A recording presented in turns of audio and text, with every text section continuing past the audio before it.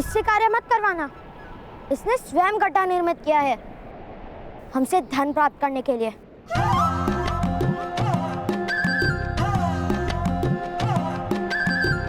नहीं नहीं, मैं ऐसा क्यों करूंगी? ये तो मिथ्या आरोप है। मेरे पिता के पास धन नहीं है क्या? विश्वास कीजिए मेरा, मैं कोई चोर नहीं हूँ। केवल सुविधा के लिए प्रथम मुद्रा मांग रही हूँ। यदि आप कहेंगे तो आपकी सारी वस्तुएं भी मेरे मित्र गांव तक पहुँचा देंगे।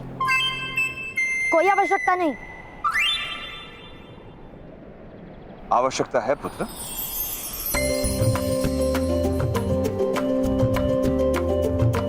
ये लो।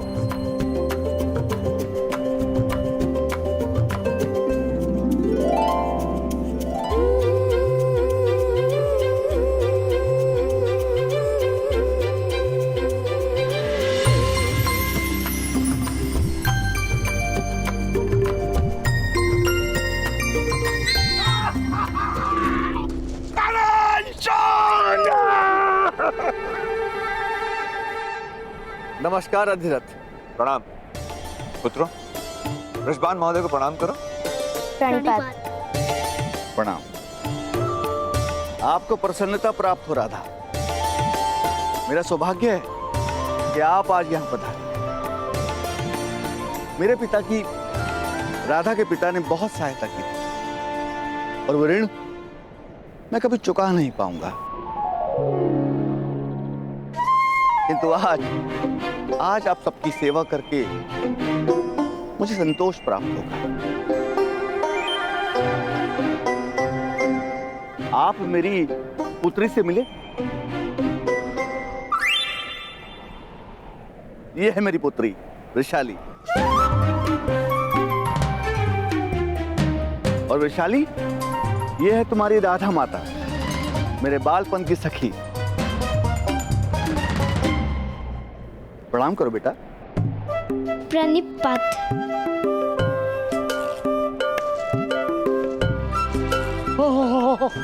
ये क्या हुआ? ये लड़की हुई ताऊ। आश्चर्य, यहाँ तो कोई गड्ढा था ही नहीं।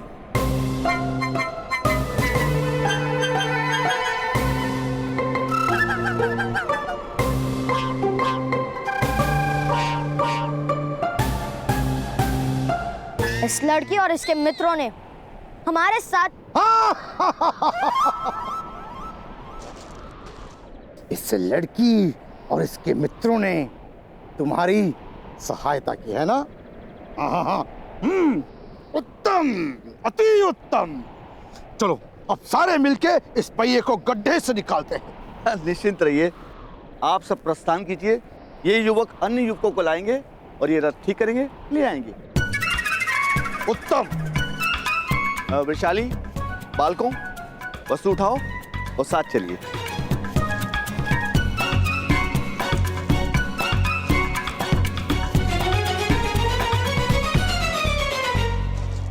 नाम क्या है तुम्हारा? शोन। ये मेरे भ्राता कर्ण। आप दोनों नए हैं? आप दोनों का कोई मित्र भी नहीं है? यहाँ के सारे बालक बहुत भयावह हैं। और ये उत्तम प्रतिदिन 2-2 हत्या करता है।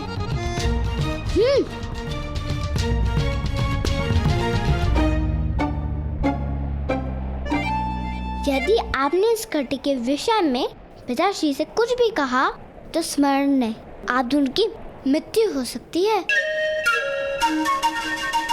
चलो मित्रों, उठाओ सब।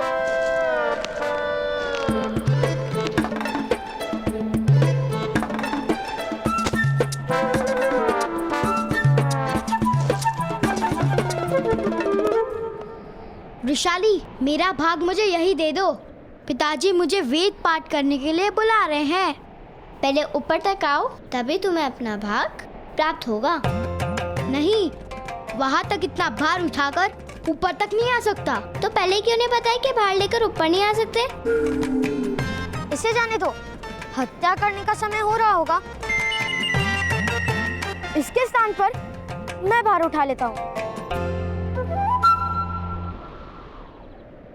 इसका भाग हमें दे देना। ठीक है। तुम दोनों सारा भार उठा लो और आधा भाग मैं तुम्हें दे दूंगी। वामिल, उस भार को छोड़ो और मेरे साथ आओ। ये है तुम्हारी मित्र। वृषाली और मित्र? वृषाली हमारी नेता है, बहुत भयानक है। अगर उसकी बात ना मानो तो ऊपर से पत्थर फेंककर मारती है।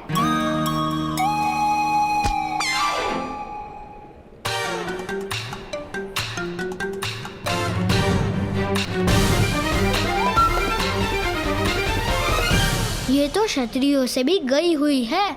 जैसे हस्तिनापुर में महाराज धृतराष्ट्र का शासन है, वैसे यहाँ वृषाली का शासन चलता है।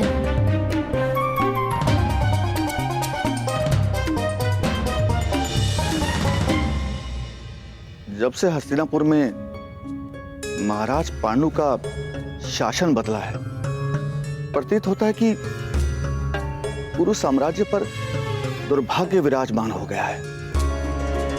महाराज धृतराष्ट्र अयोग्य नहीं है, किंतु उनके अंतर में विष भर दिया गया है। जब महाराजा पांडु और महारानी कुंती का शासन था, तब हमारी स्थिति ऐसी नहीं थी। वो दोनों परंपराओं का वहन करते थे। और महामहिम भीष्म? महामहिम भीष्म वो हमारे देवता हैं। ऐसा महात्मा पृथ्वी ने आज तक देखा नहीं। उनका परंपराओं में पूर्ण विश्वास है, किंतु जब कोई परंपराओं का लाभ उठाकर अन्याय करता है तो महामहिम निस्सहाय हो जाते। शायद महापुरुषों की यही मर्यादा है। और यहां महारानी गांधारी का भाई आकर बैठा है, गांधार राज शकुनी। हमें उससे भय लगता है। ऐसा प्रतीत होता है कि वो किसी भी स्थिति में पूरे साम्राज्य को नष्ट करने की मंशा लिए बैठा है। किंतु कोई अपनी ही बहन का साम्राज्य क्यों नष्ट करेगा?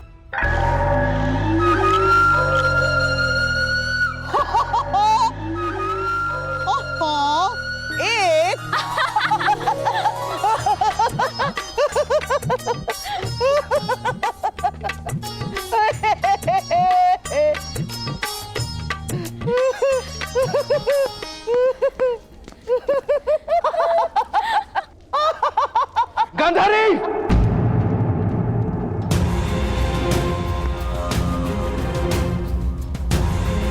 18 महीनों में पुत्र नहीं दे पाई हो तुम मुझे गांधारी। 18 महीनों में एक स्वप्न पूरा नहीं कर पाई हो तुम मेरा। अरे 18 महीनों में एक बार भी मन विचलित नहीं हुआ तुम्हारा। जिस महादेव ने तुम्हें 100 पुत्रों का वरदान दिया है, उस महादेव से प्रश्न पूछने के स्थान पर तुम यहाँ द्यूत खेल रही हो। महादेव!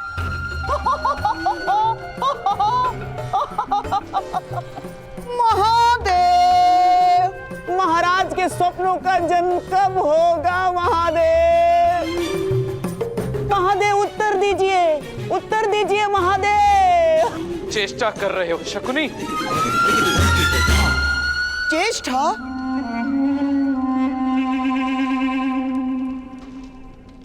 चेष्टा महाराज?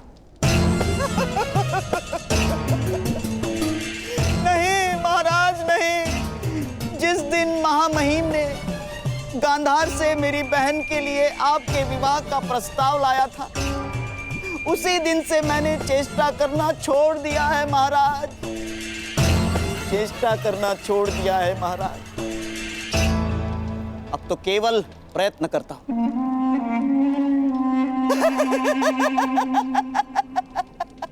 केवल प्रयत्न, आपके सुख और सुविधा का कारण बनने का प्रयत्न करता हूं महाराज।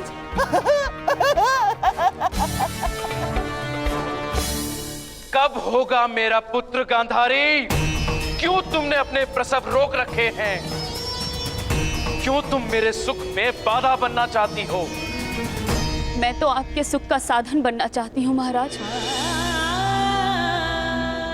जिस संतान की आप प्रतीक्षा कर रहे हैं, जिस संतान के लिए आपने स्वप्न सजा रखे हैं, उस संतान की एक माता भी प्रतीक्षा कर रही है। यदि मैं अपना गर्भ चीर कर आपको आपकी संतान दे सकती तो अवश्य दे देती, किंतु मैं निसहाय हूँ। आपके प्रश्नों का कोई उत्तर नहीं है मेरे पास महाराज। तो उत्तर ढूंढो गांधारी। मुझे मेरे उत्तराधिकारी की आवश्यकता है। जो सिंहासन मुझे दान में प्राप्त हुआ था, वो सिंहासन मेरे पुत्र को अधिकार में प्राप्त होगा। यदि तुम मुझे पुत्र नहीं दे सकती तो मुझे तुम्हारी कोई आवश्यकता नहीं। मैं तुम्हारा त्याग करके किसी और स्त्री से अपना पुत्र प्राप्त कर लूंगा।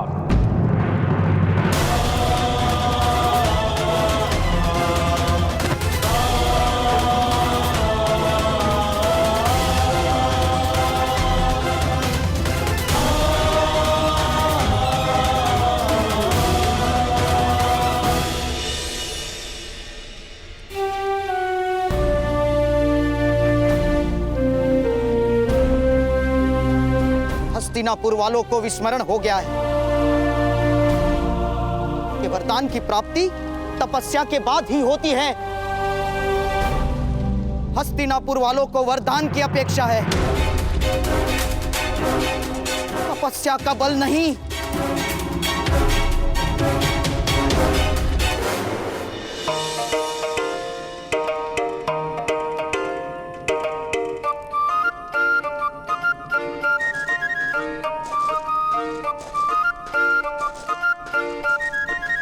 लाओ, हमारा आधा भाग दो। आधा भाग? क्यों?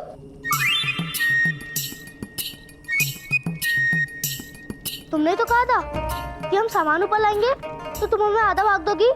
दो अवश्य मिलेगा, किंतु तुम्हें पता नहीं है, यहाँ हस्तिनापुर में किसी को भाग मिलता नहीं है, बल्कि छीना पड़ता है। भ्राताकर्ण, यदि भाग मांगने से ना मिले तो उसे छीन लेना ही उचित होता है।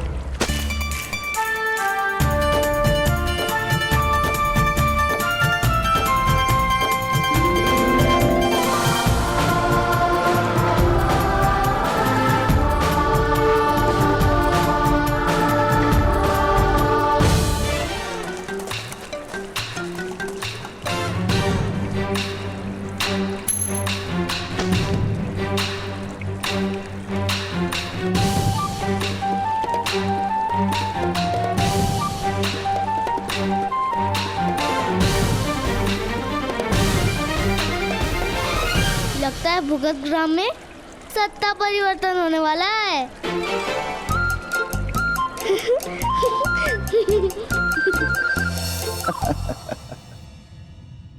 अधिरथ महोदय, हम जैसे दरिद्र लोग संबंधों में विश्वास रखते हैं, और जिनके पास सत्ता होती है उन्हें संबंधों से क्या, वे लोग सत्ता में ही तृप्त रहते हैं। यार छोड़िए, हमें इनसे क्या, हम बड़े लोगों की बड़ी बातें। पगड़ी जितनी बार बदलती है उतनी ही बार बालों की व्यवस्था बदलती है। इसीलिए ईश्वर ने बालों को लचकीला बनाया होगा, ताकि पगड़ी बदले तो बाल ना टूटे। इसी तरह हम निम्न जाति के लोग, सूत जाति के लोग लचकीले रहेंगे, और जब तक हम राजा के अनुकूल रहेंगे तब तक जीवित रहेंगे। किंतु अंत में तो सारे बाल झड़ जाते हैं ना?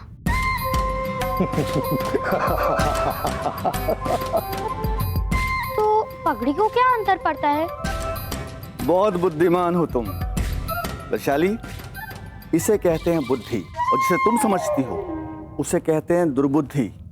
समझी? अब कर्ण और शोण इस गांव में बसने आए हैं, उनसे कुछ सीखो।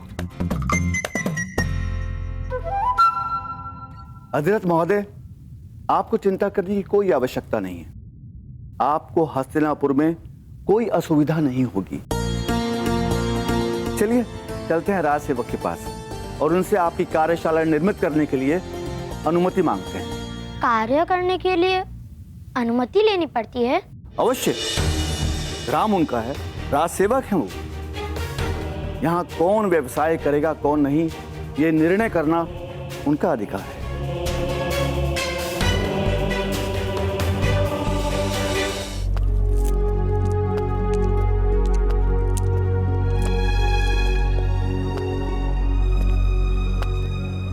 राज सेवक से भेंट हो सकती है? मैं तो प्रतीक्षा ही कर रहा था कि कब इनसे भेंट हो।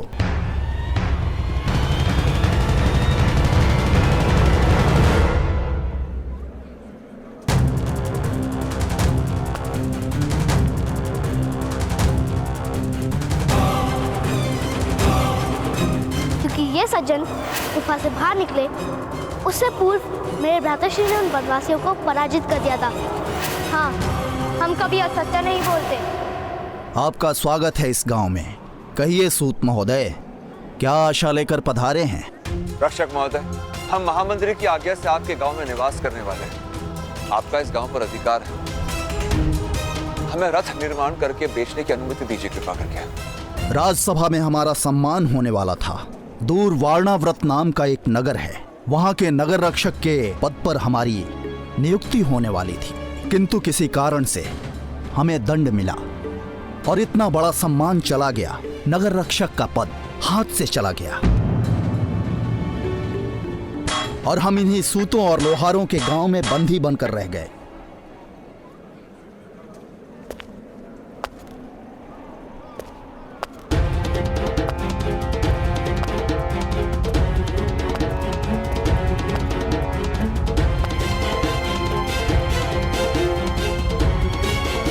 आपके पुत्रों के कारण हमारी सारी आशाएं धूल में मिल गई। अब हमारे कारण आपकी आशाएं राख हो जाएंगी। आपको मेरे गांव में कार्यशाला आरंभ करने की अनुमति नहीं है।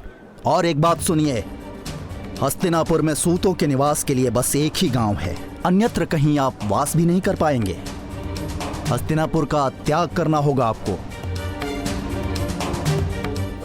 किंतु महामंत्री ने हमें निवास की आज्ञा दी है। इसलिए तो हम इन्हें निकाल नहीं सकते, किंतु ऐसी स्थिति तो बना ही सकते हैं कि ये लोग यहां रह न पाएं। जाइए।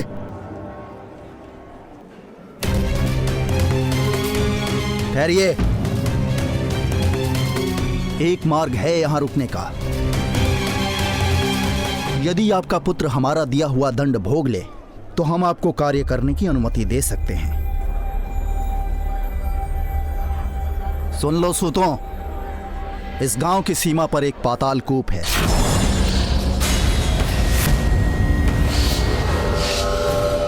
और उस कुएं में जल नहीं है।